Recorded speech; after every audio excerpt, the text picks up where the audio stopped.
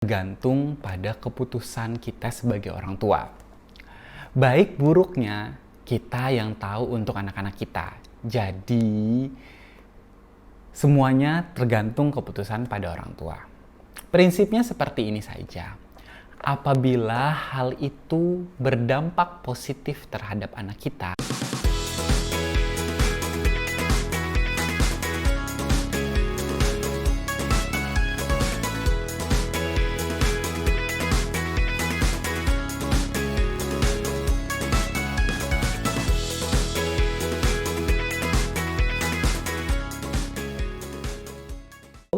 Assalamualaikum warahmatullahi wabarakatuh. Perkenalkan, nama saya adalah Tarmiji Taher. Saya adalah seorang okupasi terapi di Kota Palangkaraya. Terima kasih buat teman-teman yang sudah selalu nonton atau support di channel YouTube ini. Semoga channel YouTube ini bermanfaat untuk kita semua serta anak-anak kita maupun orang-orang yang selalu kita sayangi. Di video kali ini kita mau sama-sama membahas atau sama-sama belajar tentang diet untuk anak-anak dengan autisme. Nah, biasanya diet ini dikenal dengan gluten free dan casein free. Seberapa pentingkah diet ini? Apa pengaruhnya untuk anak kita?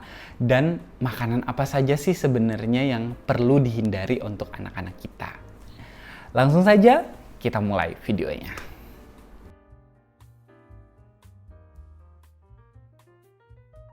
Kita mulai dari apa itu diet bagi anak-anak dengan autisme atau anak-anak berkebutuhan lainnya dengan permasalahan energi yang berlebihan.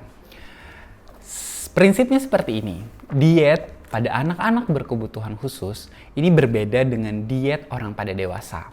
Anak-anak berkebutuhan khusus, dietnya adalah bukan mengurangi, prinsipnya ini, bukan mengurangi, tapi menggantikan makanan yang belum boleh mereka konsumsi. Jadi, orang tua jangan takut untuk, anak saya nanti kurus, anak saya nanti kurang gizinya. Prinsipnya seperti ini, bukan mengurangi, tapi menggantikan makanan yang belum boleh dikonsumsi anak kita menjadi makanan yang saat ini masih tidak terlalu berpengaruh terhadap anak-anak kita, seperti itu.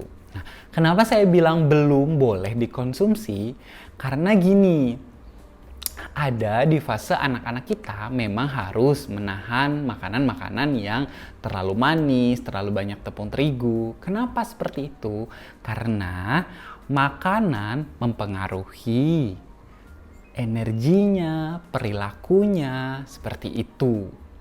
Nah, makanan apa saja sih yang sebenarnya sangat mempengaruhi kemampuan perkembangan atau kemampuan ketenangan pada anak-anak? Nah, biasanya ini saya ambil garis besarnya. Nanti coba saya tulisin di sini. Biasanya makanan-makanan ini yang berwarna terlalu cerah, berpengawet, pewarna makanannya ini terlalu banyak atau pewarnanya terlalu berlebihan, berpengawet, penambah rasa yang banyak. Jadi ini juga perlu dihindari untuk anak-anak kita. Makanan kaleng, tepung terigu, makanan siap saji seperti itu. Mie instan, mie soda, minuman soda, sirup, segala semua produk yang mengandung susu sapi ini juga harus kita hindari. Permen, gula, dan serta buah-buahan yang terlalu manis untuk kita hindari dulu atau kita kurangi dulu terhadap anak-anak kita. Kenapa makanan-makanan itu harus dihindari anak-anak kita? Karena makanan-makanan itu seperti tadi saya ambil garis tuhnya, makanan yang terlalu manis, berpengawet, bertepung terigu atau banyaknya susu sapi, itu ada satu zat yang mempengaruhi sistem pencernaan pada anak kita atau akhirnya mempengaruhi dari segi energinya.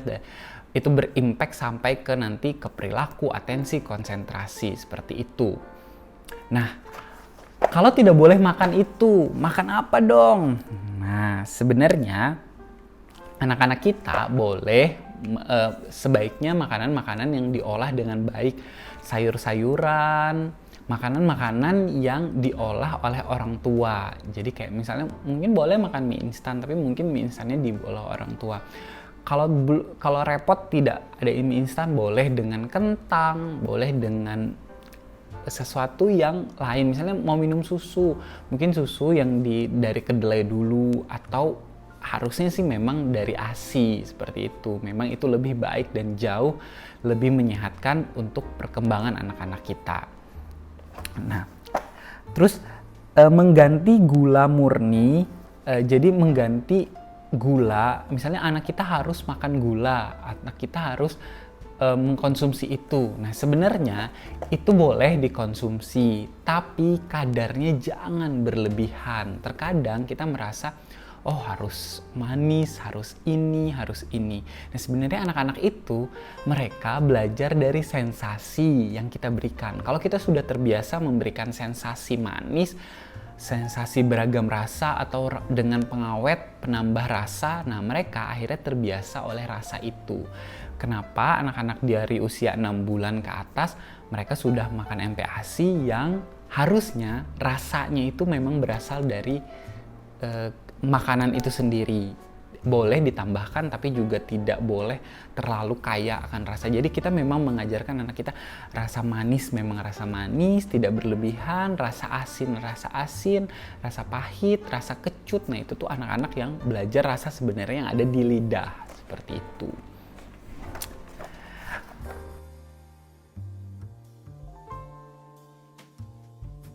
Pentingkah diet bagi anak-anak kita? Sebenarnya semua ini tergantung pada keputusan kita sebagai orang tua. Baik buruknya kita yang tahu untuk anak-anak kita. Jadi semuanya tergantung keputusan pada orang tua. Prinsipnya seperti ini saja. Apabila hal itu berdampak positif terhadap anak kita, kenapa tidak kita lakukan, atau kenapa kita tidak kerjakan dahulu untuk sementara waktu? Karena diet pun ini tidak dilakukan seumur hidup. Karena ini pelan-pelan kita juga akan memperkenalkan makanan-makanan itu untuk anak kita. Yang akhirnya, kenapa kita memperkenalkan pelan-pelan? Mereka akhirnya harus mengontrol sendiri apapun atau rasa apapun yang ada di dalam tubuh mereka, agar mereka bisa tetap konsentrasinya bagus, atensinya bagus, perilakunya bagus, serta pemahamannya tetap fokus. Itu seiring dengan usia mereka dan seiring dengan pemahaman mereka, itu akan lebih bisa dikontrol mereka. Jadi keputusannya ada di tangan orang tua semua. Mau diet boleh, mau tidak boleh, tapi ada konsekuensi yang harus kita hadapi. Apabila anak kita makan dengan bebasnya atau konsumsi apapun, nah itu ada efeknya sendiri. Mungkin dari perilaku, dari hiperaktifnya, dari ketenangannya, seperti itu. Nah, kita juga harus jauh ekstra, lebih keras pengulangan terapinya, bukan keras mendidik anak kita, bukan, tapi kita harus lebih ekstra mengajarkan anak kita atau membantu mereka untuk segera mengontrol apa yang mereka rasakan.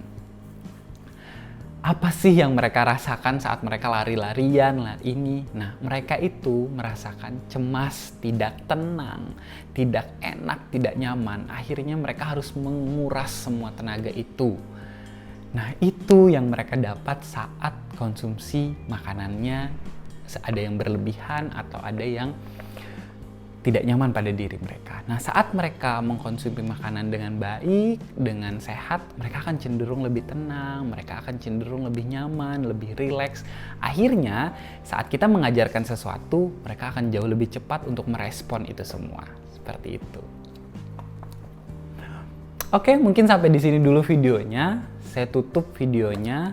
Kalau ada tambahan atau mau diskusi di bawah tentang diet ini, boleh kita diskusi. Kembali lagi ke prinsipnya, diet pada anak-anak berkebutuhan khusus bukan mengurangi, tapi menggantikan makanan yang tidak boleh mereka konsumsi untuk sementara waktu menjadi makanan-makanan yang lainnya. Saya tutup videonya. Wassalamualaikum warahmatullahi wabarakatuh. Bye-bye.